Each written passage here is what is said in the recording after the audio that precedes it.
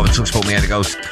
In a moment, we'll speak to Noel Gallagher. In fact, the question I asked you was about Noel's band Oasis. Last year, their reunion tour played 36 shows, grossed a whopping £405 million. Who's the only artist to gross more, DB? By 2 million, not a lot. Last year? Yeah. Taylor Swift? No. Kendrick Lamar? No. She was part of it's a she. She was part of a band. I can't remember what the band was called. Beyonce. Oh, Destiny's Child. That's it. 407 million. I can't remember Destiny's Child. God, you know music. I don't know music. I know bits and pieces of music. No, you do. I couldn't have said it. You've been ignorant. Yes. Yeah. Totally. Nah, yeah. Okay, cool. Yeah. That's still good though. Yeah, is she happy though?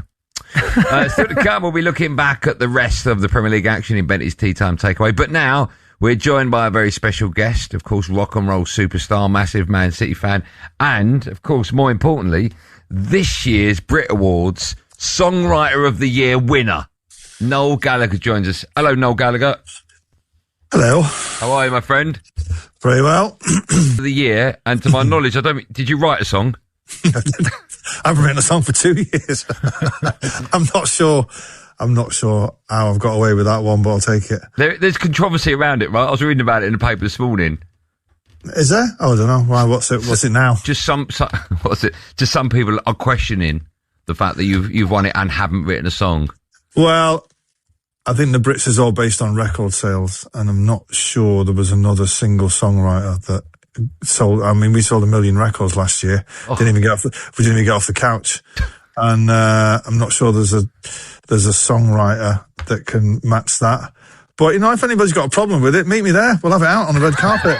Oh, man. If any of those wet wipes songwriting teams, all 11 of them, want to write a song between a lot of them, want to have it out on the red carpet, I'm there. Don't worry about it. I read that your brother Liam actually posted something that he's gonna go with you, or he'll be there. Have you spoke to him about that? Is he going? I haven't. No, we're just organising tickets for the Carabao Cup final today. But no, I haven't spoken to him about that. No. Oh, you've got your tickets sorted for the Carabao Cup final? Yeah. Are you a little bit nervous about that? Because I was talking to Benny about that. A few other Arsenal fans, they all think they're favourite for it. Oh, without question, yeah. Oh, you think so? Do you? Well, let's put it this way: if we turn up at Wembley and play like we played yesterday, we get beat 4-0. Yeah. Well, let's talk about yesterday, right? 2-1 at Anfield, 6 points off the top. We'll talk about the controversy in the game in just a moment. I've asked you this a million times. You've always denied it. I've said from day one I still fancy you to win it. Are you in the title race? Have you got a chance? I know factually you've got. Do you see it? Do you fancy yourself as winning the Prem this year? I don't see Arsenal. I look at Arsenal. I just don't see them slipping up. They've got too much on the bench, and everyone's been banging on this morning about how great that game was yesterday. The last 10 minutes was amazing. The previous 80 minutes was literally a demonstration of why Arsenal are going to win the league this year. That was it. The last 10 minutes was chaos and it was brilliant, but that was not a great game yesterday. I don't care what anyone says. I sat and watched that, and I didn't think Liverpool were great. I didn't think we were great. I thought we were great in the last 10 minutes when we needed to pull something out of the bag, and we did. But other than that, can you think we're not there yet? I'm sorry, but we're not there. Do you not know though? Obviously, being an Arsenal fan, do you know what? It made me nervous and uncomfortable because, as you said there, you didn't play well, and that was a game I looked at and thought, right, if ever there was going to be a 9-point gap, I thought this weekend you'd either draw or get beat by Liverpool, and then it's Arsenal's to lose effectively. The fact now that you've beaten Liverpool at Anfield, it makes me nervous because I think, is this the time where Manchester City just clicked into gear and you go and win the next, 5-6 games in a row? Well, look, there's a terrible habit forming with City at the minute. Brilliant in the first half. Lord knows what goes on in the dressing room at half time. But yeah, the same at Tottenham, and it was the same at Fulham a few months back, where the opposing team only has to raise the energy levels by 5%. They run all over us. And I don't know whether that's because we're a young team and we're a bit, we're just not ready yet. But I don't see. I look at Arsenal, and I watched all the games because I'm waiting for them to slip up, and they can just change it. They can bring 5 players off the bench who should have started, and I think I think look, as much as none of us want Arsenal to win it, we just have to accept that it's their year, and they've been building it for 5 years, and it's like, that this Arsenal side won't go down as a great Premier League team. They won't even be in the top 10, right? It's because the chasing pack are not good enough. You know, Chelsea are not ready. Liverpool, and what's happened to them? City, I'm amazed we're second, if I'm being honest. Just going back to, you mentioned the Carabao Cup final. Is that round about the 11th or 12th? That final is before you play them at the Etihad, right? In the league. Well, look, this is the dream scenario. Is we beat Fulham on Wednesday and we get it to 3 points, and somehow Arsenal slip up, and then we're 3 points behind them when we get to Wembley and we beat them. Yeah. Now, right, that throws a grenade into it all, and it energises City, and Arsenal fans will start panicking.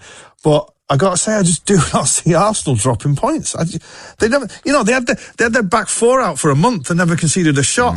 Now, the only thing listen, no, but we've seen winning teams, right, at City. I've seen all 8 of them, whatever it is we've won. This isn't one. This is not one. Do you know what my concern with Arsenal is that and listen, of course I watch them every week, is the creativity. Like, I know they completely dismantled Sunderland this weekend, I get that. But there have been so many games this season, and maybe that's why they could be potentially become champions. I'm not sitting here saying they will, but it's because they've found a different way, set play and that. But in kind of open play at times, it has been a bit one-dimensional. So I think the only thing that could derail Arsenal are themselves. Yeah. Well, I think, look, Arsenal are just well-balanced. I don't think they're brilliant. And from the midfield, they're not great, but they're just well balanced and they're consistent, and that's what wins the league. We've all seen it. When there's the old saying that all the old boys say, it's like, striker will win you games, but your defence will win you the title. And this is what is going to happen. They're obviously still going for the quadruple, as are you, by the way. No one's talked about that. Yeah. And I don't fancy our kid thinks we're going to win the quad. Well, honestly, hand on heart, he does. Yeah. Well, that's what he was telling me last night. See, the League Cup, I think, is the toss of a coin. I know Arsenal favourites, but I fancy you to win that. I still think you could win the league. It's when you get into Europe. The FA Cup's still early. But the Champions League football, do you think Arsenal have got a good enough squad to win that competition? Well, yeah. Honestly, you rate Arsenal that highly, do you, with their depth? You think that's the secret? They haven't lost a game. That tells you everything you need to know. I know, but also, no, right? I hear what you're saying, haven't lost a game in the Champions League, but Spurs finished 4th in the Champions League. I know, but that's because the rest of Europe are not aware of how dreadful Spurs are, and they give them too much respect. If all those other teams read a newspaper, you'll batter Spurs any day of the week. Well, unless you're Man City, of course. But I mean, Arsenal, they barely concede a goal. I know. It's like you just. And look, I know we all want to prolong this, and but it's over. It's not. It's so not over. I don't think it's over. I don't know how you can say that now. I really don't. I really don't. I can say it because I've watched a lot of football. But you've watched a lot of Arsenal, right?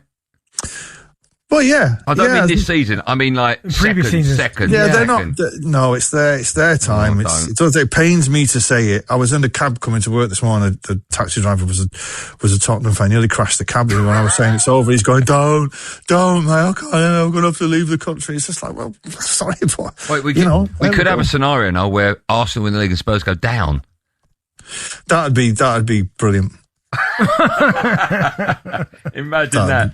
Yeah, let's stay with your side. What's going on with Pep? Loads of reports suggesting it might be his last season. He won't renew. I know he only predominantly has like a year's rolling contract, and I won't ask for inside info. I wouldn't do that to you. But just what's your view on whether or not he's still got it? Has he still got the hunger? My view is always the same with Pep. But you 1 minute you look at an interview and you think he's up for it, he's up for the fight, he's going to. Then you see another one, you think he's out the door.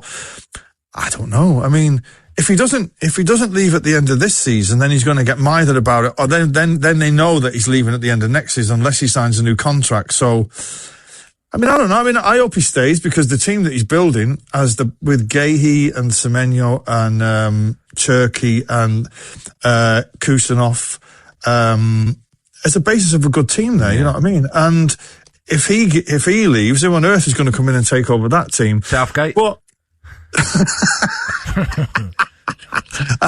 I'd be trying to get Emery out of Villa if I was a hierarchy. Yeah, I agree. But Arteta knows your club, doesn't he? He'd be great at Man City.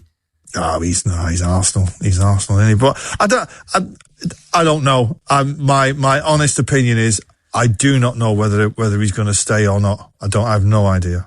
Someone you know really well, no, obviously Phil Foden. I mean, what's going on there? I mean, he had a period at the start of the season where I thought, oh my goodness, that Phil Foden's back. But he's gone a bit quiet the last few weeks. What's happening there? And do you think his place in the England squad could be a little bit in danger? I'm not bothered about England. That doesn't concern me in the slightest. The thing with Phil is he's lost his place, and whoever's come in to take his place is playing well. You know, we've got Semenyo, and O'Reilly's now moved into midfield. So I don't know. We're all a bit dumbfounded with Foden because like you say, the start of the season he was on fire, and then someone switched the light off, and I don't know. I couldn't tell you. I mean, very bizarre, isn't it? Because he's so talented, the kid. Yeah, same as Haaland, though. You know, if you were to say, for the first 12 weeks of the season that Haaland would go 10 games without scoring the way he was at the beginning, you'd say it's impossible. Yeah.